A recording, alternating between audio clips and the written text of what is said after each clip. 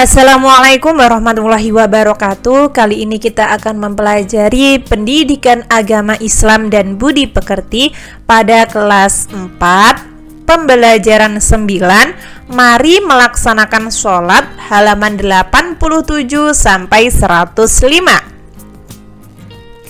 Assalamualaikum teman-teman. Tahukah kamu bahwa sholat itu dapat mencegah dari perbuatan keji dan mungkar?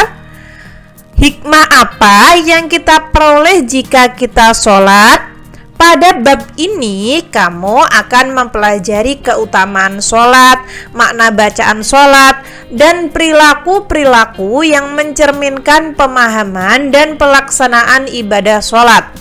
Semoga Allah Subhanahu wa Ta'ala memberikan kemudahan dan kemurahannya sehingga kita bisa mengambil hikmah sholat tersebut. Amin, amin ya robbal alamin. Coba kalian perhatikan, di sini ada gambar apa teman-teman? Ada yang tahu? Nah, amati dan ceritakan gambar berikut. Kalian bisa menceritakan seperti ini, misalnya saja seorang anak yang sedang merenungkan kewajiban sholat. Mengapa ya kita semua harus sholat? Nah, itu termasuk rukun Islam yang kedua. Yang pertama adalah syahadat. Tahukah kamu bahwa sholat memiliki beberapa keutamaan? Di bawah ini adalah keutamaan tersebut. Yang pertama, sholat itu termasuk rukun Islam yang kedua setelah syahadatain. Syahadat dua ya. Sholat diwajibkan atas muslim atau muslimah yang perintahnya disampaikan oleh Allah Subhanahu wa Ta'ala secara langsung. Yang ketiga, sholat merupakan amal perbuatan yang pertama kali akan ditanya pada hari kiamat, dan seterusnya. Nah, di sini ada Quran surat Al-Baqarah ayat 153. Bismillahirrahmanirrahim. Ya ayyuhalladzina amanu ista'inu bis-sabri was-salati innallaha ma'as-sabirin. Shadaqallahul adzim. Ini tulisannya sedikit kepotong sama atasnya ya, jadi Kak Wafik sedikit sulit membacanya. Wahai orang-orang yang beriman, mohonlah pertolongan dengan sabar dan sholat. Sungguh Allah Subhanahu wa Ta'ala beserta orang-orang yang sabar. Kegiatan, insya Allah kamu bisa. Ayo jelaskan mengapa kita harus melaksanakan sholat. Nah, kalian bisa menjelaskan, mungkin karena sholat dapat menghapuskan kesalahan dan menghilangkan keburukan. Sholat termasuk rukun Islam yang kedua setelah syahadatain, nah, dan lain sebagainya. Kalian bisa jelaskan di sini ya. Makna bacaan sholat. Nah, amati dan ceritakan gambar ini. Mungkin kalian bisa menceritakan ada seorang guru sedang menerangkan makna bacaan sholat pada murid di kelas. Nah, ini bacaan ya teman-teman. Maaf Kak Wafik salah ketik. Ini bacaan ya. Ini ada pada halaman 87. Sholat adalah ibadah dengan cara menghadap kepada Allah Subhanahu wa Ta'ala secara langsung. Ketika menghadap itulah kita membaca bacaan sholat. Lalu, sudahkah kita memahami arti bacaan sholat? Dengan memahami arti bacaan sholat, sholat kita akan menjadi khusyuk. Hati dan pikiran kita bisa lebih berkonsentrasi, sehingga ibadah sholat akan membekas dan berpengaruh terhadap tingkah laku kita. Ayo kita simak bacaan sholat. Nah, yang pertama ini namanya takbiratul ihram. Allahu Akbar. Nah, seperti itu ya, artinya Allah Maha Besar. Lalu di sini ada doa iftitah. Allahu Akbar kabira walhamdulillahi katsira ila akhirih. Mungkin kalian bisa membacanya sendiri ya. Ini sudah sering kalian baca setiap harinya, jadi Kak Wafik tidak mengulangi lagi. Kalian bisa membaca artinya sendiri. Kenapa Kak Wafik tidak bacakan? karena nantinya akan banyak sekali materi pada pembelajaran 9 ini. Kak Wafik cuplik sedikit-sedikit saja ya. Lalu doa Al-Fatihah sering sekali kalian baca. Doa saat ruku beserta artinya, doa saat i'tidal, saat sujud, duduk di antara dua sujud. Nah, ini adalah doa-doa ya. Lalu doa tahiyat. Ini artinya, lalu yang terakhir salam. Nah, sholat itu diawali dengan takbiratul ihram dan diakhiri dengan salam. Insya Allah aku bisa. Ayo hafalkan bacaan sholat dan maknanya agar sholatmu bisa lebih khusyuk dan membekas. Kalian bisa membaca dan juga menghafalkan arti beserta bacaan sholat ya. Perilaku yang mencerminkan pemahaman ibadah sholat. Nah, coba kalian ceritakan dan amati gambar ini. Mungkin kalian bisa menceritakan bahwa ini ada sekumpulan orang sedang melaksanakan sholat dengan cara berjamaah. Nah, berjamaah itu bisa menambah derajat teman-teman, derajat pahala. Yang awalnya ketika sholat sendiri itu berpindah menjadi sholat jamaah, itu perbedaannya adalah 27 derajat. Selisihnya 27 derajat. Kebaikan terhadap sesama. Nah, melatih kekompakan. Sholat fardu lebih baik dikerjakan secara berjamaah. Kenapa? Karena utama dan pahalanya lebih banyak. Pada saat sholat berjamaah akan terlihat kompak. Seorang imam sebelum memulai sholat selalu memperhatikan kesiapan makmumnya.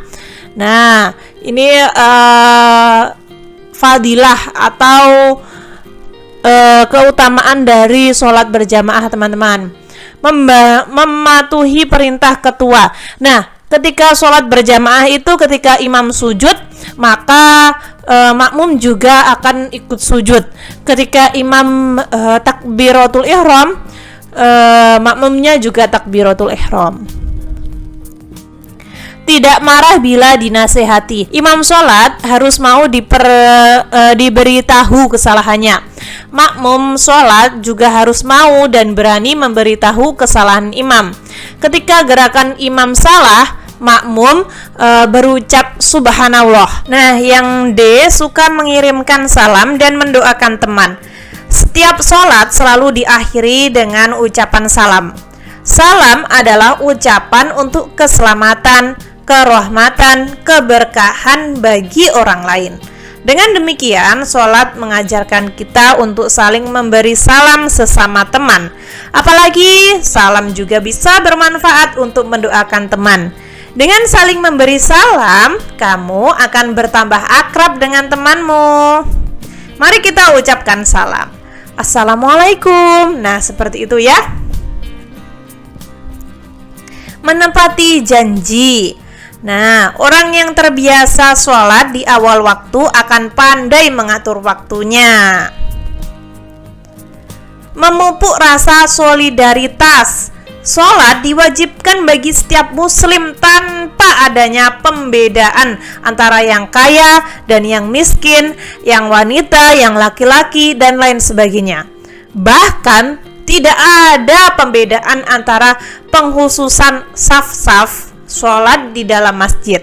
Siapa yang datang duluan, yaitu yang di depan. Nah, seperti itu ya. Tidak yang kaya yang di depan, yang miskin di belakang. Nah, tidak seperti itu. Lalu insya Allah aku bisa. Nah, ini bisa kalian kerjakan. Lalu menghindari perilaku tercela. Suka mengungkit-ungkit pemberian. Nah, ini tidak boleh teman-teman. Misalnya, aku loh kemarin sudah ngasih kamu coklat, kok kamu nggak ngasih aku apa-apa? Nah, itu tidak boleh teman-teman. Suka meremehkan teman, ingin menang sendiri, suka mencuri. Nah, ini tidak boleh kita lakukan ya. Ini perbuatan dosa. Selain perbuatan dosa, ini juga termasuk perbuatan kriminal teman-teman. Suka minta-minta, suka berbohong, suka mengganggu teman. Nah, ketika sholat itu tidak boleh kita mengganggu teman ya teman-teman. Kak Wafik itu sering lihat seumuran kalian ada beberapa anak itu yang sering mengganggu temannya ketika sholat. Nah, itu harus kita jauhi ya. Lalu, nah untuk ini soal insya Allah aku bisa ini sebenarnya dibahas nggak sih di sekolah kalian teman-teman? Ketika dibahas kalian bisa tulis di komentar, ketika tidak dibahas juga kalian bisa tulis di komentar agar Kak Wafik itu mempunyai gambaran kira-kira video kedepannya harus gimana. Nah seperti itu. Nah, lalu di sini ada pengalaman sholat di rumah dan di masjid. Ini bisa kalian jawab sesuai dengan kegiatan kalian sehari-hari ya. Di sini Kak Wafik akan mencontohkannya. Ini ada pada halaman 100. Apakah kamu sudah rajin melaksanakan sholat? Misalnya kalian jawab, Alhamdulillah sudah. Nah, seperti itu. Jika belum, kalian jawab belum. Nah, seperti itu. Sholat apa saja yang biasa kamu lakukan di rumah? Nah, biasanya saya melakukan sholat duha, sholat tahajud, dan lain sebagainya. Apakah kamu sholat sendirian atau berjamaah dengan siapa?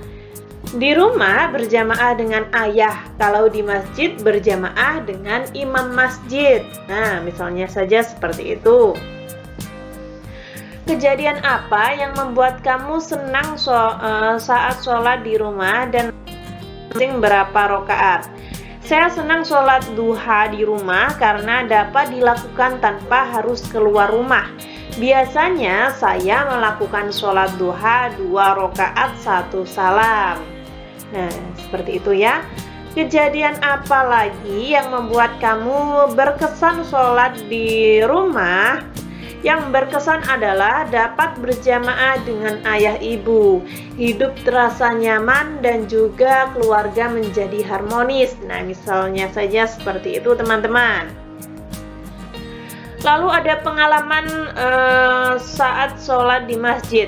Selain di rumah, kamu dapat melakukan sholat di masjid. Orang yang senantiasa sholat di masjid akan mendapatkan keutamaan dari Allah Subhanahu wa Ta'ala. Nabi Muhammad SAW bersabda, 7 golongan yang Allah akan menaungi mereka pada suatu hari, yaitu hari kiamat, yang tidak ada naungan kecuali naungannya. Di antaranya seorang penguasa yang adil, pemuda yang dibesarkan dalam ketaatan kepada Rabb-nya, seorang yang hatinya terpaut dengan masjid. Hadis riwayat Bukhari. Saat sholat wajib yaitu subuh, zuhur, asar, maghrib, dan isya sebaiknya dilakukan secara berjamaah karena lebih utama daripada sholat sendirian. Rasulullah SAW bersabda, sholat berjamaah itu lebih utama daripada sholat sendirian sebanyak 27 derajat.